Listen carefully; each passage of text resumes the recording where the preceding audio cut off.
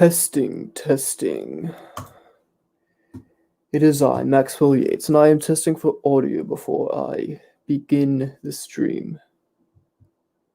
I am going to wait and see if somebody show up.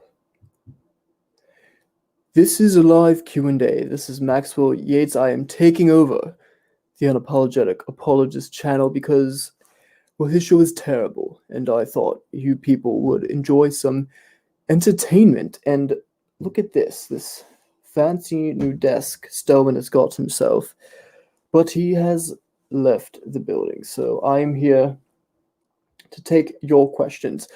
I am contractually obligated to let you know that this episode is sponsored by CTT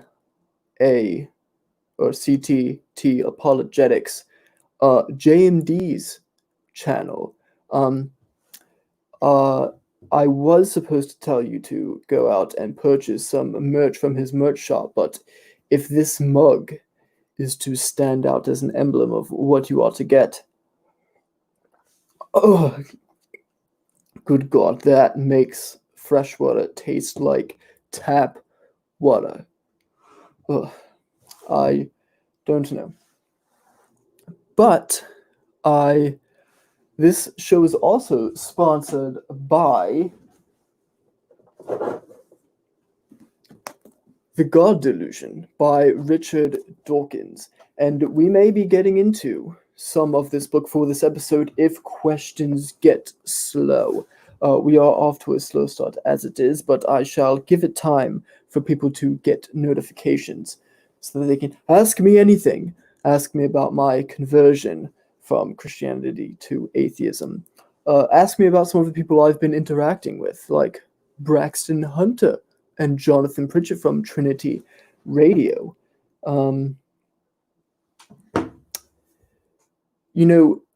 These are people. I've been thinking I should do a response to Braxton Hunter, but unlike him, I don't necessarily like to pick on people and their ideas when they're not there to defend them. And unlike him, I am not bald. I wear this hat because it is to let people know what they're in for. It is a deer stalker, and I stalk theists. Another thing you should know about John Dunphy is he's a scammer. He's only in apologetics for the money. I do believe that's the only reason he's here. Let me check into the live chat. It does not look like anyone is here yet. Perhaps they are just running a bit late. I do happen to know some people who are going to make some guest appearances in the live chat, so stick with us for that. Richard Dawkins is perhaps the most brilliant man in the world. He is a brilliant philosopher, and he doesn't even have a degree in philosophy. Yet he's just naturally better at philosophy than most theists. His central argument in this book is irrefutable, unlike the arguments for God's existence, which perhaps we could get into some of those if you guys would like to ask about them. But yes, I'm seeing more people are showing up for this live stream. I am Maxwell Yates, taking over the Unapologetic Apologists show because I feel like the quality is subpar, and I thought you people deserved an actual smart man here to answer your questions. Yes, Stelman is in the chat, and he is pretty upset that I'm in his house. But yes, perhaps we should get into Richard Dawkins' argument. This was the argument, not the exact one he makes, but a form of it is what convinced me that atheism was true and theism was not true. Basically, it's the who made God, which I know sounds a bit sophomoric when you first hear, but it's actually quite a sophisticated argument. You see, most of these arguments come down to a designer of things, a designer of the fine-tuning, a designer of the universe, a source for morality. But of course, where does God get his morality? If he designed all the fine-tuning parameters. Who designed the designer? Of course, he would have to be more complex than his design. If everything needs a cause, which the Kalam cosmological argument says, then what caused God?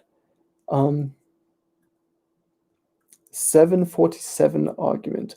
I don't know what that means, Danielle. That first word, what is this? Some other language that I'm unfamiliar with, Mr. Daniel? Perhaps you can clarify in the chat what it is you're asking of me. But of course, Richard points out that, in this book, his central argument is essentially we will find a Darwin for the fine-tuning of the universe. We will find a Darwin for cosmology. It used to be that we looked at life in the universe and we said, oh, it's obviously designed much like the watchmaker made a watch. If somebody walks and finds a watch, you say, well, this must be designed. But of course, we have learned since Darwin's time that biological life is not like a watch. We can explain this complexity through natural selection and random mutation. And so when people say, well, the fine-tuning of the universe must have a designer, it's no different than the people prior to Darwin saying that biological life needed a designer. Eventually, this is a God of the gaps argument. Eventually, we'll find a Darwin to explain cosmology, to explain the fine-tuning of the universe, and then the apologists will have egg on their face. So that is the best argument. So the conclusion, of course, is, and plus, even if you posit God as a designer, again, the sponsor of this program is The God Delusion by Richard Dawkins. Of course, if you posit a designer of the universe, well, by definition, he would have to be more complex. If you posit a watchmaker for a watch, well, of course, the person who created the watch is more complicated than the watch itself. So if you posit a designer for the universe and the fine-tuning parameters, of course, that designer would be more complicated than the universe itself, would he not? And so, of course, he would need a designer. So, boom, roasted, apologists. You have nothing. Your designer has been refuted, debunked time and time again. And we will find Darwin. So the conclusion, of course, is most likely God does not exist, which you may call agnosticism, but no, apologists are very out of date when it comes to the definition of atheism. Of course, it is a lack of belief. We do know that. Oh, look at this.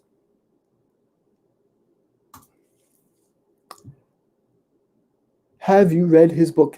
I believe you mean to ask what is the chapter that argument is in. Well, I've read it several times, but I have a bookmarker in here. I cannot remember if it was the argument I bookmarked or if it was something else. No, it was something else. I would have to quickly skim through it to be reminded which section the argument is, what chapter the argument is in. I know it's later. But of course, we will be getting into specific quotes from the book soon enough.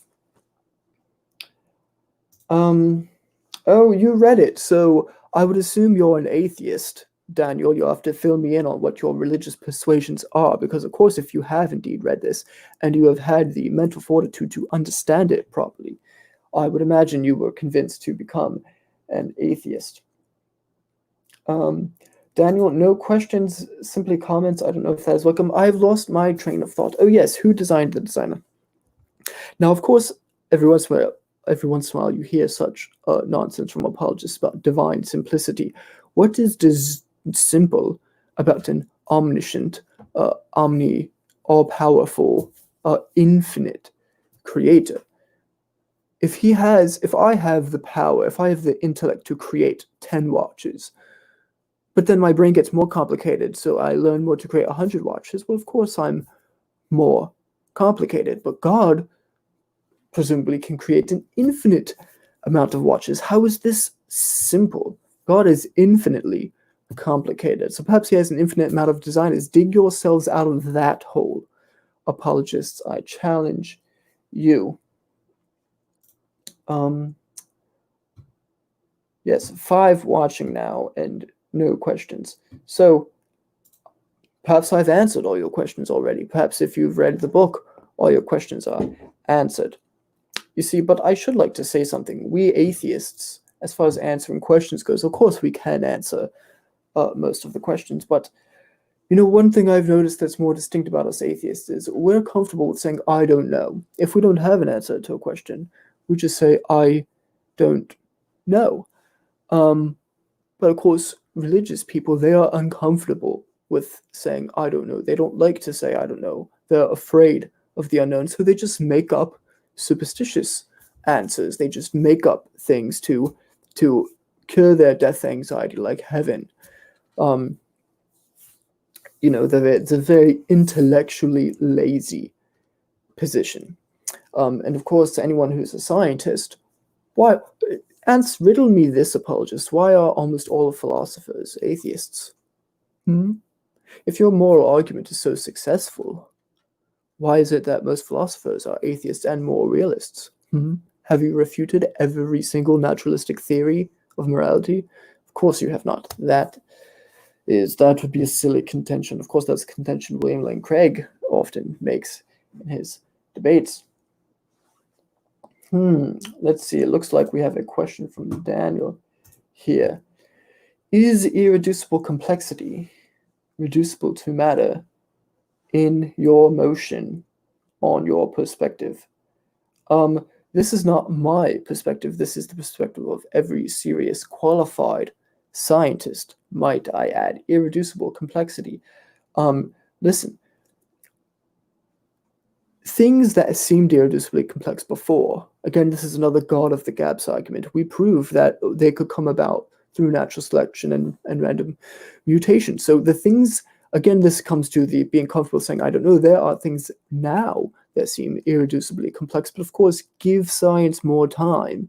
It will give us all of the answers. There is not an answer science couldn't give us in principle, because science is what you think your Bible is actually the answer for our questions. And maybe we don't have all the answers at this particular moment, but we do have most of them.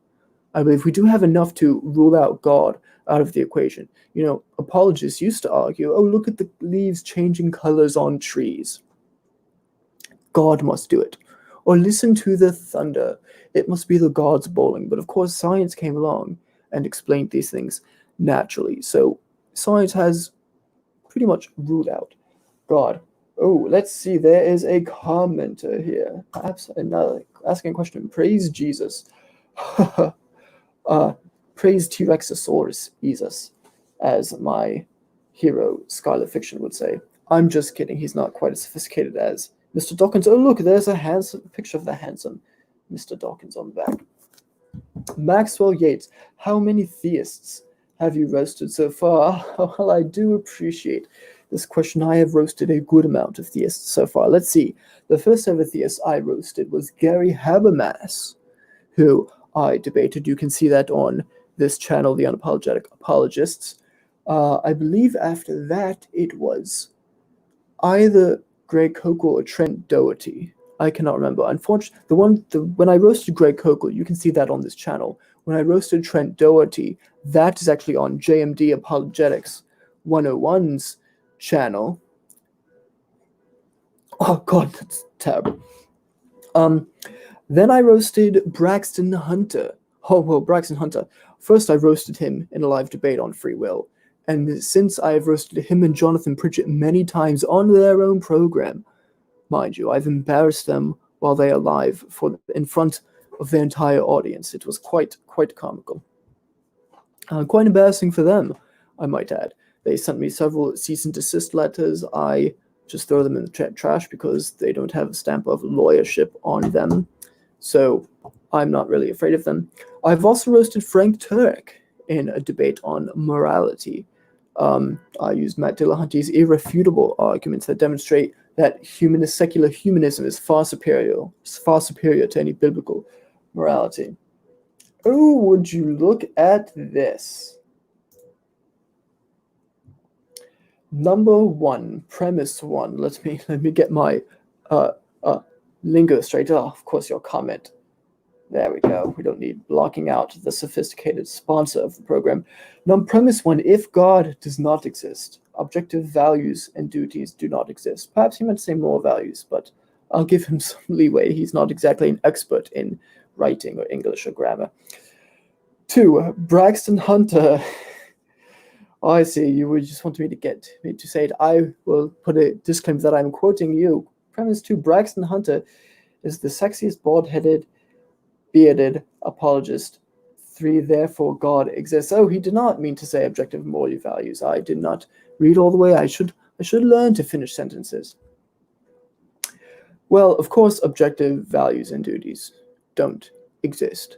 That's silly. Values, we know. We put values. I may value this phone, someone else may not value it. I may value the beauty of a painting. Another person may look at that same painting and think it's ugly.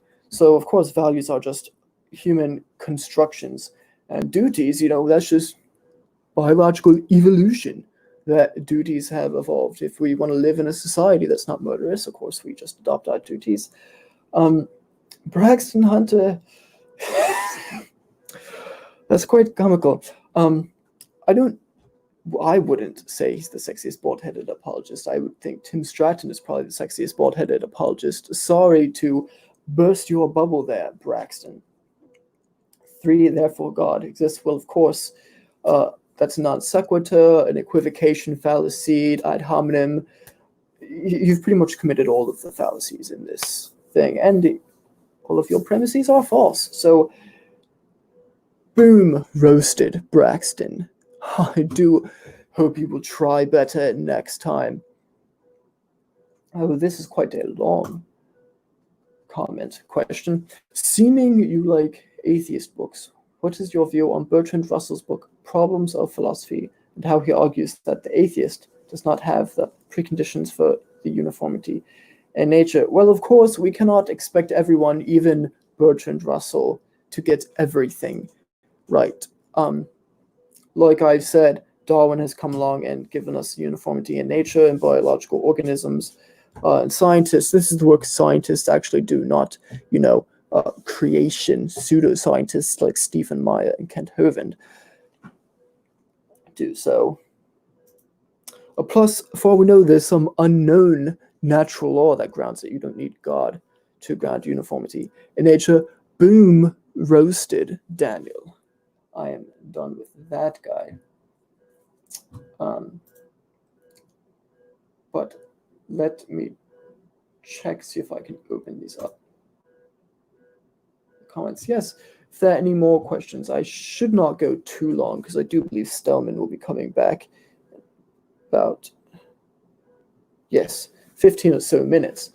But perhaps I can go a little bit longer if the occasion does suit itself. So this book, The God Illusion by Richard Dawkins, which I do know in my experience, anytime I offer this to an apologist to read, he simply turns it down because I think he's afraid that if he gives it an honest inquiry, an honest assessment, he will become an atheist, such as I did. When I read this book, I became an atheist.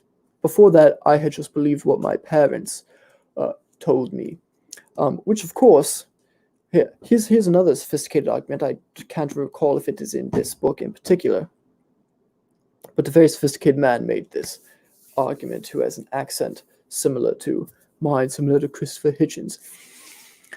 But of course, if you think Jesus is God, you think Jesus is real, riddle me this. If you were born in Saudi Arabia, would you believe that? No, you believe in Allah and Muhammad. If you were born in India, you'd probably believe in Buddha or Krishna. Yes, there are over 3,000 gods throughout human history to have come and gone, most of which lived before Jesus, died, born on December 25th, had 12 disciples, born of a virgin, died and rose again for the sins of humanity. Pretty much all of them did. Mithras, Osiris, you name it. Of course, Christians copied that. But of course, of all these 3,000 deities, yours is the right one. Just by coincidence, you happen to have the correct deity. Quite a coincidence, don't you think? All of those other people, they're going to hell, but not you. you're going to heaven. Isn't that a bit convenient, apologists?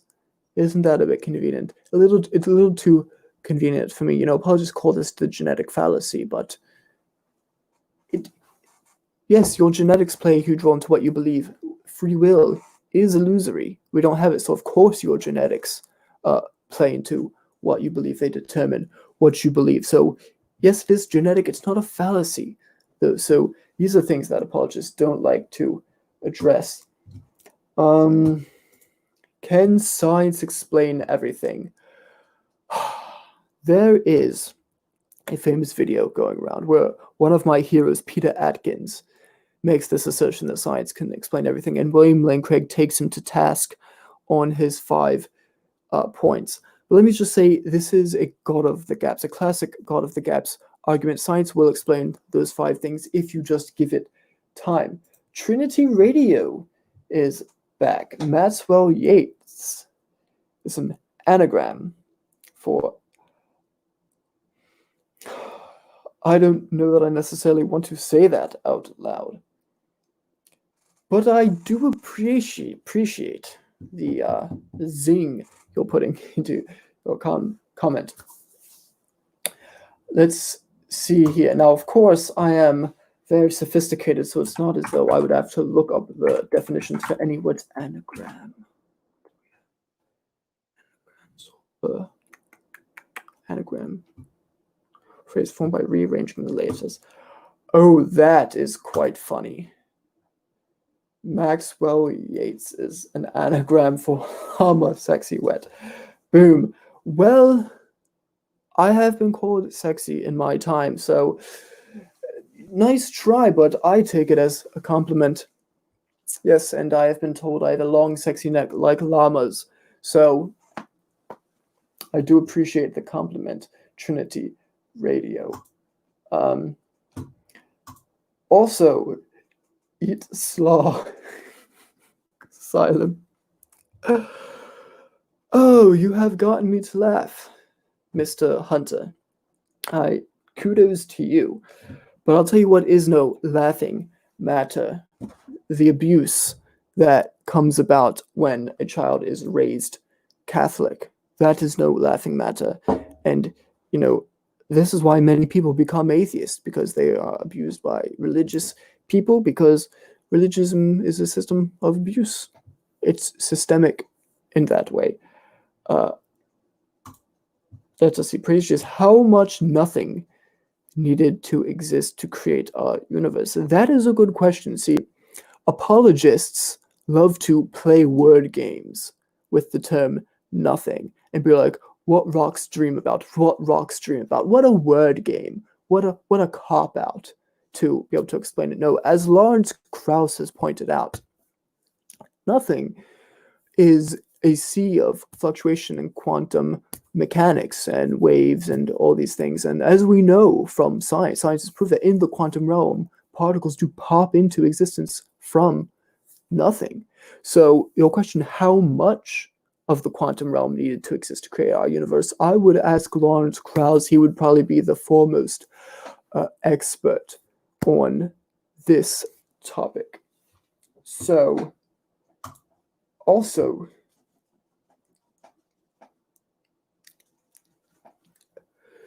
eat wax smelly. Well,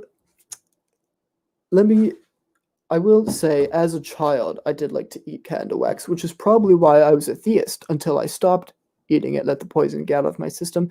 But of course, Braxton, you are still a theist, which means one of 2 things are that either you still eat wax and your head would probably smell if I peeled all the skin off, which would mean if I peeled the skin off of your bald head, I'd probably want to cover my nose so I would not have to smell your head without the skin. So the fact that you're a theist means one of 2 things. Either you still eat wax, or you have not read the genius that is in this book, The God Delusion. I would highly encourage everybody to read it so that they can be freed from the shackles of religion.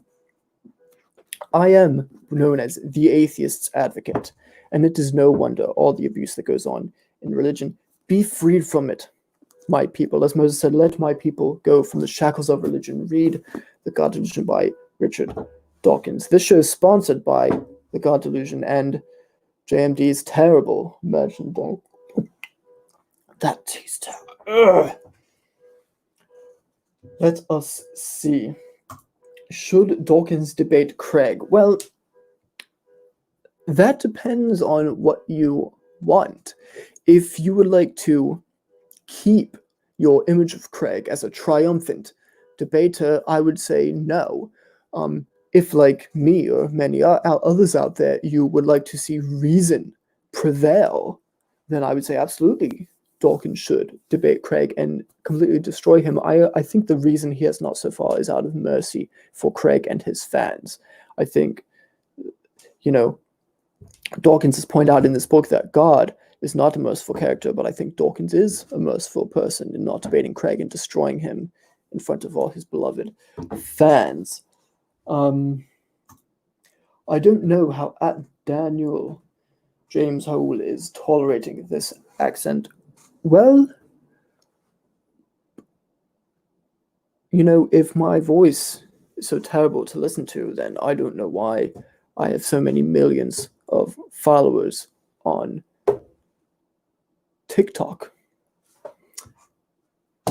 I'm making that up. I should create a TikTok, actually, although that would probably get me into more trouble than I can imagine. Let us see. Are you a young Earth atheist? Is that a thing? I can't imagine that would be a thing. I will say this, though. Young Earth atheism, as silly as that may sound, would be more reasonable than young Earth creationism or even old Earth creationism. Allow me to explain. If you listen to a guy like Sean Carroll, for instance, you would know that naturalistic explanations of the universe are much more likely than theistic ones. So even things like a Boltzmann brain or, a quantum realm where a universe pops into existence 5 minutes ago with the appearance of age, these are naturalistic theories, and they are obviously simpler than positing an infinitely complex being who would create an Earth 6,000 years ago, which science tells us isn't the case.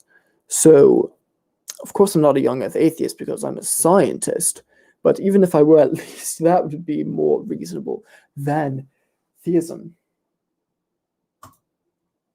Is that a tattoo peeking out? Is someone staring at me? I feel exposed now.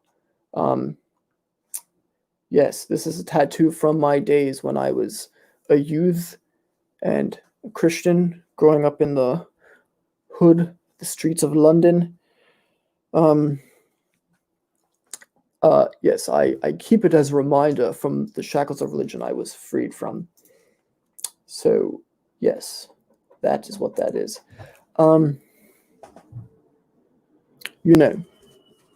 Here's an irrefutable argument that goes to support the one I made in the beginning. There's a quote in the beginning of this book that Richard Dawkins cites. Isn't it enough to see a garden is beautiful without having to believe that there are fairies at the bottom of it too? Boom, roasted. Theists claiming God created the universe is like saying there are fairies that created my garden, because without which I couldn't appreciate the beauty of the garden. That's silly. Science is a very elegant, beautiful explanation of everything we see. So you have been handled and thoroughly debunked. I do want to put a challenge out there, if I may, to Jonathan Pritchett to debate me. I know Braxton Hunter. I'll extend the challenge to Braxton Hunter as well, although I know he won't accept, because I would assume after he got destroyed by me last time, he'd be afraid to debate me. But Jonathan Pritchett has not experienced that pain, that humiliation yet, so he probably thinks he might stand a chance. So I would like to know what he thinks about potentially debating me. Ask Gary Habermas, ask Frank Turk, ask Greg Kokel, ask Trent Doherty, and even Braxton Hunter. I'm sure they would all admit that they were destroyed by me in debates. So, Jonathan Pritchard, if you seek their advice, you may be inclined to decline my invitation, but I would certainly hope not. Oh, look, let's see. We have... How does Dunphy feel about you defiling his brand? Dunphy defiled his own brand by showing that he's only in apologetics for the money, and with that taste.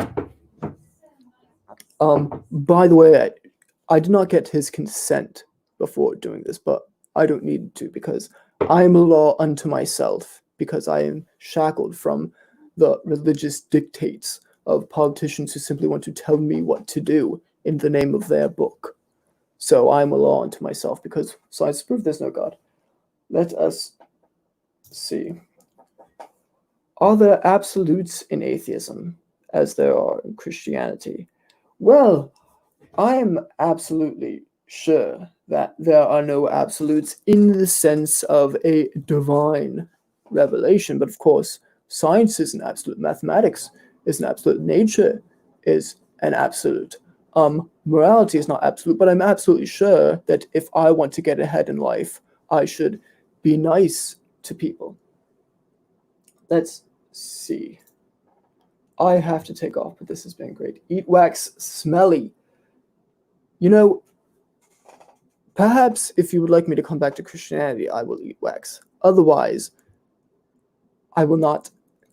And as far as the smelly part, I am not the one who has peeled all the bald skin off his head and covered my nose with it, so I don't have to smell your head without the skin. That would be smelly.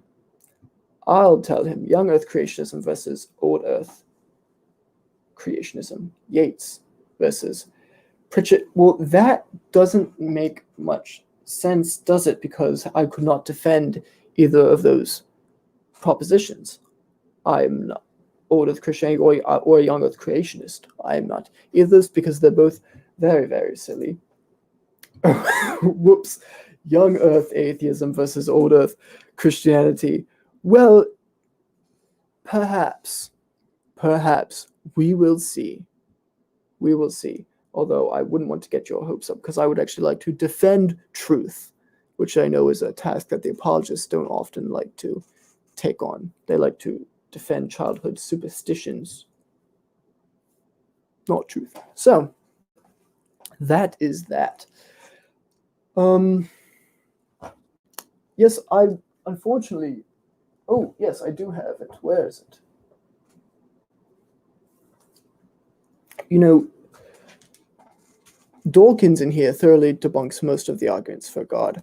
And he debunks moral arguments kind of in a backdoor way by just showing how unsubstantiated the claim that God is the source of morality is. And he kind of goes through the backdoor kind of way. But if you want a positive case, there is this book, Elements of Moral Philosophy, if you would actually like to know what all the naturalistic theories are for morality on atheism. So there are a range of options you can choose from. Most of them never touched by apologists, funny enough.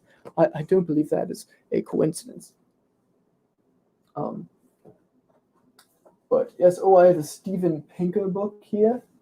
Steven Pinker is a great author as well. He's been engaged in debates where he's debunked Christianity.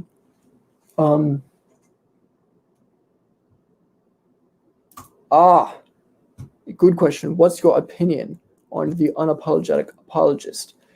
Well, first of all, I don't even know if he knows the difference between plural and singular, because you have correctly put it, the Unapologetic Apologist, but if you actually look at the title of his channel, it's the Unapologetic Apologist with an S on the end, even though it's just him. So I think for a man who purports to have answers and be smart, he should learn the difference between singular and plural before he's going to pick the name of a channel. Also, I think he's not very good looking. I think he's pretty ugly. He does not have a handsome mustache like me. His eyes are too close together. He has big circles and bags under his eyes. And his glasses just look silly, let's be honest. And the hats he wears, have you seen some of the hats he wears? He looks ridiculous. Sometimes I don't know what his stylist is thinking. But yes, that would be my basic take on him. I do appreciate the question. Are there any more questions? I do believe that John Dunphy. Yes, thank you. Ouch, roasted. Although you have got the first word incorrect, it is boom roasted. But then again, that is my saying. I would prefer you probably stick with ouch roasted, so that way it's not plagiarism on your part. I do have copyright rights to the phrase boom roasted, so I take it back. You should have said ouch roasted. Thank you, sir, for not giving me the opportunity to see you. That would have been bad. Let's just see. Do you have a stylist? Well, I used to, until I realized that I was able to do this by myself. I used to have two stylists, actually, because one stylist would curl one side of my mustache, and the other stylist would curl the other side of my mustache, because they both had unique talents, and my mustache does unique things. It's not symmetrical like a butterfly is. So I did need to hire two stylists until I realized I could figure it out. Also, my stylists were highly against this hat, and they said that not buttoning all the way to the top was tacky, but I did not listen to them, so I fired them both. Plus, it turned out they were theists, so I don't know what they were thinking. Anyway, it turned out they were only in it for the money, as most apologists and theists are only in it for the money, unlike a guy like this, who deserves money for his work, Richard Dawkins, because he has freed so many like me from the shackles of religion. Yes, who has seen the movie Zeitgeist, by the way? I referred to this earlier. Well, perhaps I shan't get into that. Oh, I have received a message. That's weird. It's an old message. Yes, unless there are other particular questions coming in, I may be getting ready to close things out within a matter of 10 minutes or so. Oh, let's see. Do you think you promoting Dawkins may be disrespectful to academic atheists? I don't understand why. I mean, Dawkins is an academic. He is a very bright man. I think academic atheists could learn a great deal from Dawkins. I think there is a tendency to over-philosophize, because think about it, philosophy, unlike science. See, science is about boots on the ground, studying reality, actually knowing cause and effect, actually knowing things about the universe. Philosophy tends to be kind of pie in the sky, by and by thinking. And I think some people, and it allows apologists to do all these word salads to present their arguments. And I think some atheists unfortunately fall into that tact of kind of playing these word games with the apologists, when really simply asking something like, well, if everything needs a cause, then what caused God? Sometimes being redundant, sometimes being very simple, can be a very simple way of refuting the argument. No apologist, no Christian in the history of the world has ever answered sufficiently the question of who made God. They have all these word salads about timelessness, which doesn't mean anything. It's a made-up word. Plus, if God can be timeless, why can't the universe be timeless? They don't have answers to these sophisticated kinds of questions. Let's see this. Can you prove to me X is not squiggly line X? Because the Christian can. Well, no, X is not the same thing as a squiggly line X by definition. One is a letter, the other is a letter with a squiggly line next to it. Not the same thing. It's like if I had glasses and then I had another pair of glasses and I broke them so they were all squiggled, they wouldn't be the same glasses. So, boom, roasted again, Daniel. Come again next time. Try a little bit harder. Now, I am being a little bit tongue-in-cheek here. I am not as simple-minded as all that. I know that X is supposed to stand in for something, but putting a squiggly line next to something doesn't refute the inherent altruism and significance of the theory in question, especially when it's a god of the gaps, ad hominem, equivocation fallacy anyway. So I'd look up rationality rules, and you can learn a bit about fallacies from him and how to apply them appropriately in conversations. Oh, let's see. Daniel. Oh, hold on, where did it go? It disappeared. The comment disappeared on me. Let's bring it back. There it is. Does a timeless being have a time at which he began to exist? Well, I think you answered your own question. It is a contradiction in terms. I mean, you have timelessness and a time at which it began in the same sentence. So within your sentence, you have a contradiction in terms. It's like if I said, well, my brother is an only child because I never existed. That's just a weird kind of sentence. So the fact that you're asking me this proves the incoherence of your God, because you have to posit timelessness and a time at which it began to exist in the same sentence. Sorry, there are two more questions here. I do want to do this one. Let's move on to the next question. You know, squiggly line means negation of. Well, I knew that this meant negation of, but apparently there are more than one ways to say that, so I am always open to learning more, unlike Christians who tend to cover their ears, close their eyes, and ignore science and all that. So, fair enough. So, if atheism is true, what is the meaning to life? This is a good question. I would recommend everybody look up a three-way debate in which Jordan Peterson and William Lane Craig teamed up against Rebecca Goldstein, the atheist, and she defeated them both quite easily on her own, proving that you don't need any religious mumbo-jumbo for meaning in life. We decide what the meaning of our own life is. I could decide that the meaning of my life is to roast apologists on YouTube. If that brings me meaning and satisfaction, then that is good for me. If you can decide what it is for you. We've evolved to make these subjective meanings, and they can be quite good on their own. And it may seem a denialistic at first, but of course, making up a fairy tale story like the Bible to pretend you have objective meaning isn't really better, I should say. Oh, wait a minute. So if God is timeless, he did not begin to exist, by your own admission a second ago. Well, that just goes to prove the incoherence of a timeless being, doesn't it? How can, if something exists timelessly, when did it exist? Then God can't exist, because by definition, a timeless being is incoherent. So I think you've made my point for me, Daniel. I do appreciate it. JMD, what would you consider to be evidence? Also, what do we mean by God, and what predictions would we expect with the God motto? Also, button up your shirt. See, this just goes to show the depravity of man. Didn't Jesus warn you people about looking at someone with lust in your eyes? I should not have to be the one to teach you what your own Bible says, but of course this is very typical, isn't it, that atheists know the Bible better than apologists do. So I shouldn't be surprised about that. A couple of questions. What would you consider to be evidence? Well, science, of course. Scientific evidence is evidence. Duh. That's every single scientist would. I mean, we live in the 21st century. So the question, what is evidence? Very silly question, in my opinion.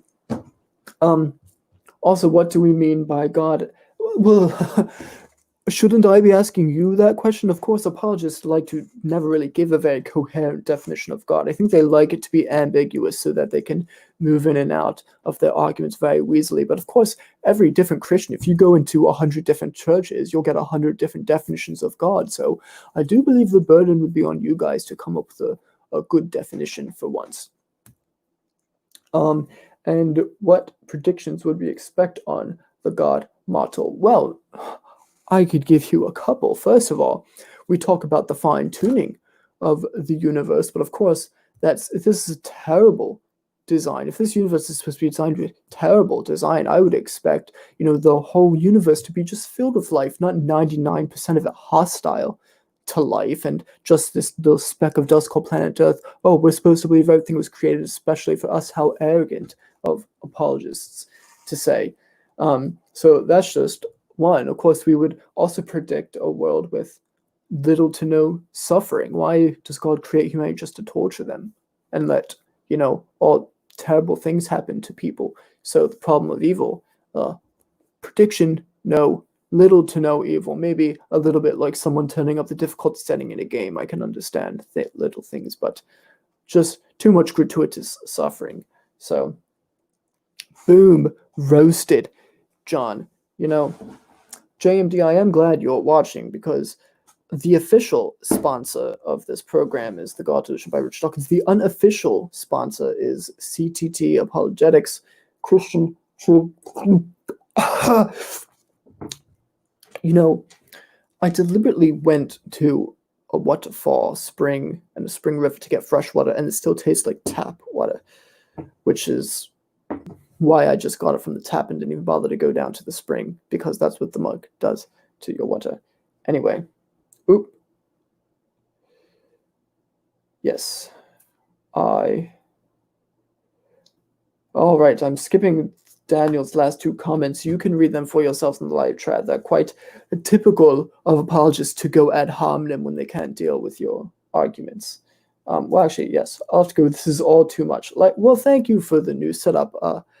I had to get all this stuff for Stelman because he is terrible at organizing rooms. So I hope he appreciates the effort. And go get a real British accent. Yes, like I said, ad hominem. Very funny. Why all the mental gymnastics? You're preaching to the choir, brother. I ask apologists this all of the time. Why the mental gymnastics? I think it's pretty obvious. It's because they can't deal with the actual arguments. When you can refute someone's word salad with a simple question of who made God, if everything needs a cause, it's, John, I did have a feeling I have a feeling you missed the beginning of this episode, so I'd like to reiterate some of the arguments I made coming from this book. First of all, since the Kalam cosmological argument that apologists love says that everything needs a cause, well then of course what caused? God. Another thing, so boom, roasted apologists. Second of all, if you come across a watch, this is the old watchmaker argument, people say it needs a design, but of course, the person who designed the watch, the watchmaker, would be more complex than the watch. So he would need a design as well. So if we posit God as the designer of the universe, God by definition is more complex. So who designed your designer? And we may not have an argument for that yet, but it is a God of the gaps argument, because prior to Darwin, we thought biological life was designed. But of course, with Darwin, we realized that biological life came about naturally through random mutation and natural selection. And so we're just waiting for the Darwin for cosmology, as Dawkins puts in his book, which has freed me from the shackles of religion, and I hope will free you from the shackles of religion if you are open-minded enough to read it. Let us see. Did Stallman quit because of the emotional investment? That may be the case. I think he had to go date himself for a while and not, deal with the emotional investment of a full-time YouTube channel. So I do appreciate the question. What evidence would convince you that God exists? This is a very, very good question, because, I've asked Christian apologists this question. They have a way of dancing around the question, not really answering it. They'll kind of say, well, if you could discover the body of Jesus, but of course I have the inner witness of the Holy Spirit, so it'd probably be a fake body. They have ways of dancing around it. So I just want to say that they do mental gymnastics to dance around the answer, whereas I won't do that. I'll give you a pretty simple answer. If God deposited $1 million into a Swiss bank account in my name, then, or appeared to me, but of course that might just be a delusion. Yeah, see, I would say with science, it would probably be the case that even if God appeared to me, I'd probably be hallucinating. Or of course, it could be aliens who have abducted me and put me under a trance. Or I'll stick with the money in the bank account. That would convince me. Well, see, of course, by definition, naturalistic explanations are more likely. So it's probably someone who's watching this broadcast depositing the money, trying to trick me into thinking God exists. So, anyway, there's my answer. That's a pretty straightforward answer, unlike the dancing around that apologists do around the question. So thank you for the question. Oh no. Laugh, crying face. Well, I that's what I say. Oh no is what I say when I watch the Unapologetic Apologist show, which is why I showed up here today to bring some class to the show, to give you guys some sophisticated thinking for once, instead of the dribble you get from Stellman Smith Jr. and his ugly face. Let us see. If the universe came from no God, then where did no God come from? Boom, roasted. I do appreciate the play on words here. This seems to me to be a parody of an apologetics argument. So I do appreciate it. You being on my side there. Although this does raise a good point, because again, I would just say go earlier in the show when I answered the question of how much nothing did it take to create the universe. I would say it kind of plays along these lines of apologists like do these word salads. So I do appreciate you parodying the apologist argument for me, so I did not have to. Did you know that Jesus even loves you? Oh, well, isn't that a nice story to tell? But of course, Richard Carrier has showed that there was no such person as Jesus. So maybe if there was, you could say he loved everybody. But of course, he didn't know me, did he? Even if he existed. But of course, as Richard Carrier has proved, he does not indeed exist. Have you collected your Nobel Peace Prize for destroying religion yet? Well, I was hoping that they would give that prize to Dawkins for this book, but I guess the world can't always be a perfect place now, can it? But of course, all about religion hasn't been abolished yet. People still hold on to their fairy tales, so that's one thing. So you wax your mustache? Be honest. Why would I wax my mustache? I haven't shaved this off since I was 14 years old. So, wax a mustache. That is no. If you were listening to the program earlier, I ate wax as a child, which is why I had chemicals tricking me in my brain, making me think that religion was a real thing, which is why Braxton Hunter, I think he admitted in the live chat, people can rewind and fact check this. I believe Braxton Hunter admitted that he eats wax, and that's the only reason he believes in God. Let's just see what we have here. Isaiah Braxton. Why do doubt Jesus being a historical person? Well, it's a little something I like to call history. A little person I like to call Richard Carrier. Look him up. You might do yourself well to just Google it, right?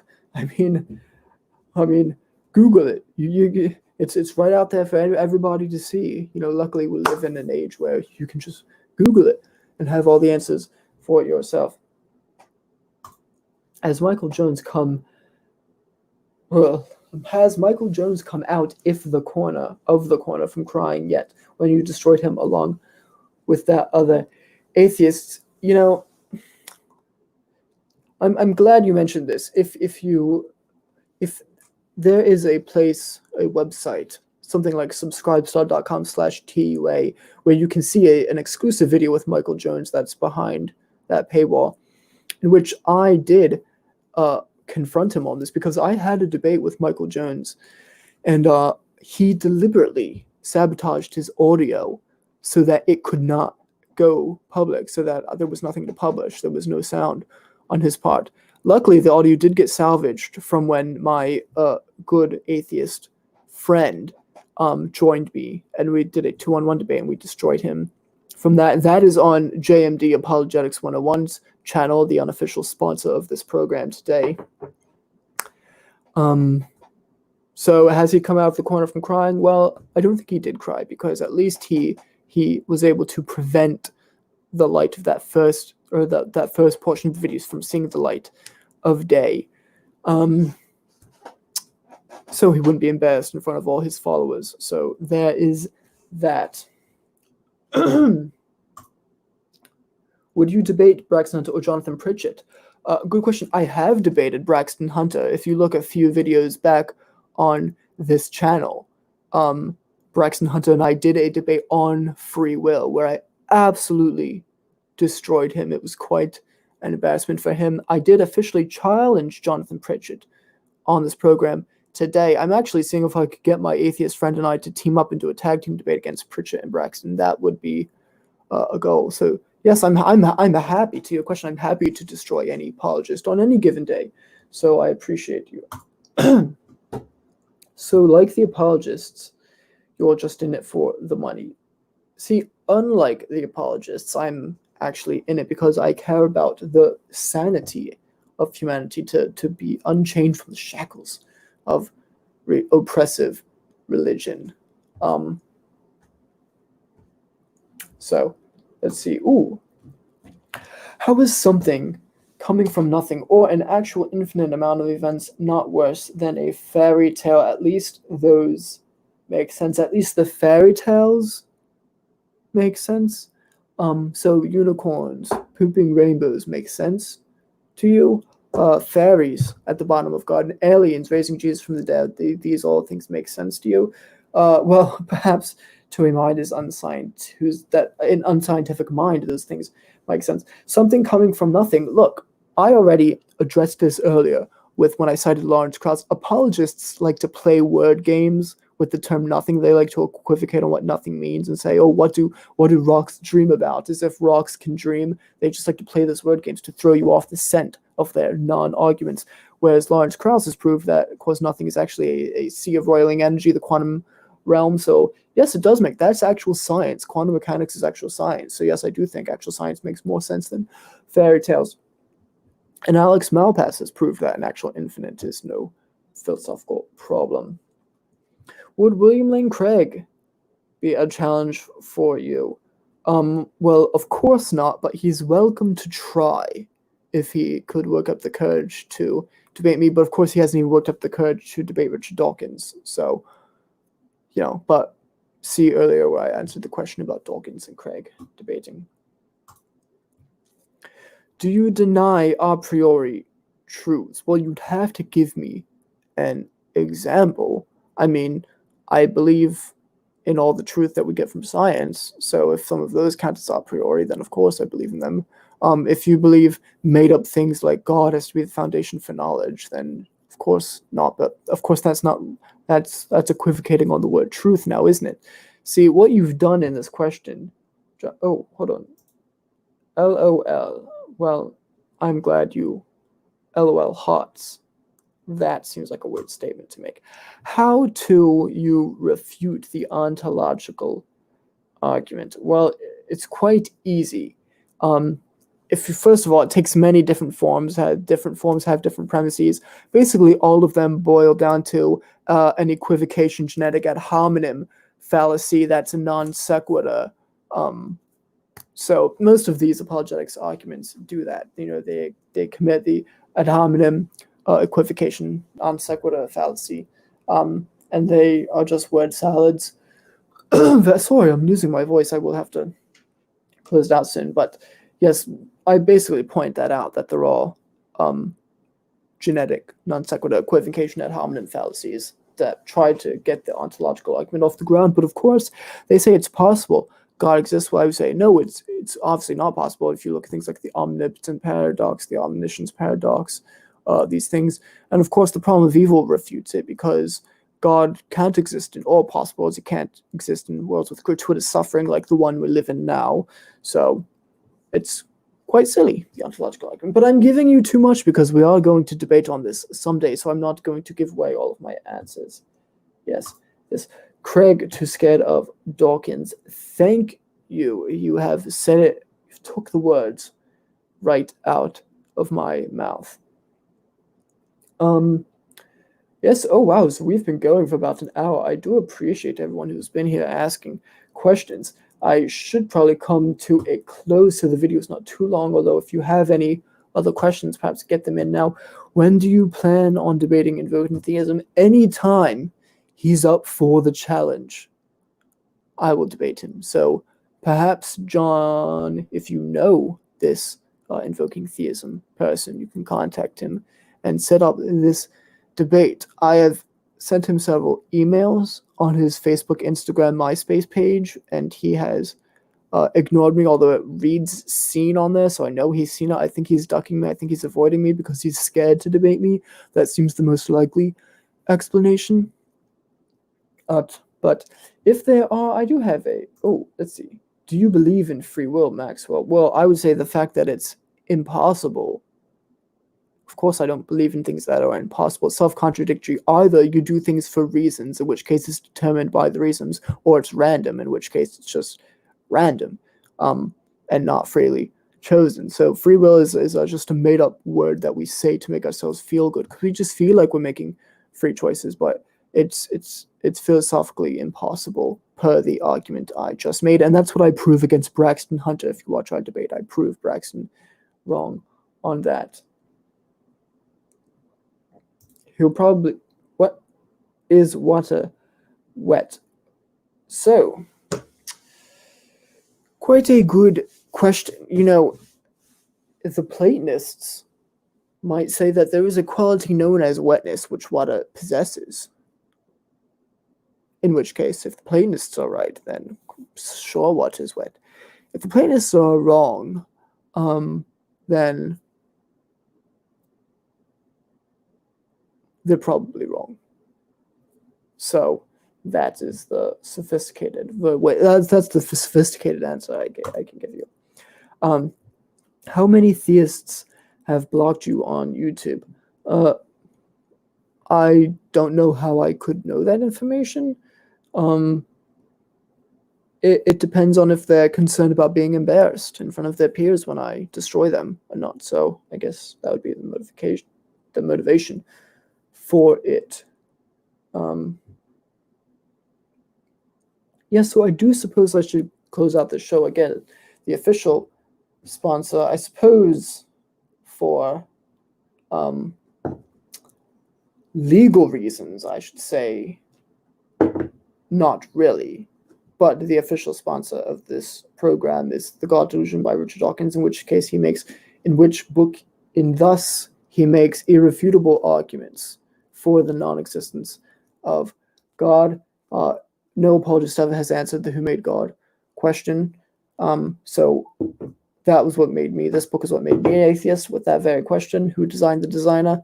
I was immediately converted.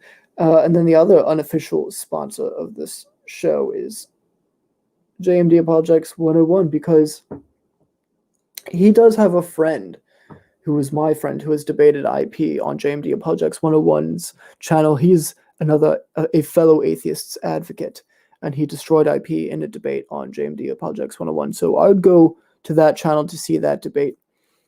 And so that's the only reason I'm promoting this channel, because John Dunphy is a scammer who's only in it for the money. But all theists are scammers. Stillman Smith Jr. is a scammer, and he's ugly too. So, but the only reason I'm promoting the channel, again, is so you can go to his channel and see that debate where that atheist destroyed inspiring philosophy Michael Jones. Luckily, Michael Jones wasn't able to keep that one underground. So, next to you, sir. Oh, wait a minute. Let's see. Okay, so it's just as much someone's fault for them being a liar and them being hungry. Makes sense. Well, of course, it's more complicated than that. I mean, yes, but of course, hunger isn't a moral thing. It's not a moral dimension. So, of course, we don't put people in jail for being hungry. But, well, we don't put them in jail for lying either. But, of course, it's a moral dimension. But, yes, they are just as much fault. Of course, that's just common sense. Again, evolution. Open a science book. Google it. Boom, roasted. Why do you suppress the truth and righteousness? Stealing a page out of the presuppositionalist book, are we? Yes. quite comical when others try to tell me what I really believe, isn't it? Thanks, Maxwell. Yes, keep roasting yourself. I mean, theists. Well, praise Jesus, I do really appreciate the correction, because please keep roasting yourself wouldn't make any sense. It's kind of like the incoherence of when the apologists say, well, when you ask, well, who created God? And they say, well, God created himself. It's quite a silly answer, but of course it's really the only resort they have. So roasting yourself, I think maybe you were parroting the apologist's silly argument there if God created himself. But you corrected it and said, I mean, theist. So thank you, and you're welcome. I will keep roasting theists. You can always catch me in the comments section of the live chat on Trinity Radio, because for some reason they just have not learned their lesson yet. LOL. So yes, thank you people for being here. Oh yes, Stillman Smith Jr. will be back any moment, so I do have to get going. But to read this book, if you want to be freed from the shackles of religion, and perhaps if you people are able to stick around for a little while after this live stream goes down, I may be able to talk Stillman Smith Jr. into going live for just a few minutes to address people. So if people will be able to be here for that. But I can't make any promises, because he may fear actually tackling arguments I have made. So until next time, you could also visit my website, Atheism Through Reason by Way of Science and Logic and Destroying Apologists. It's .com.net/org. You can learn more about me there. And until next time.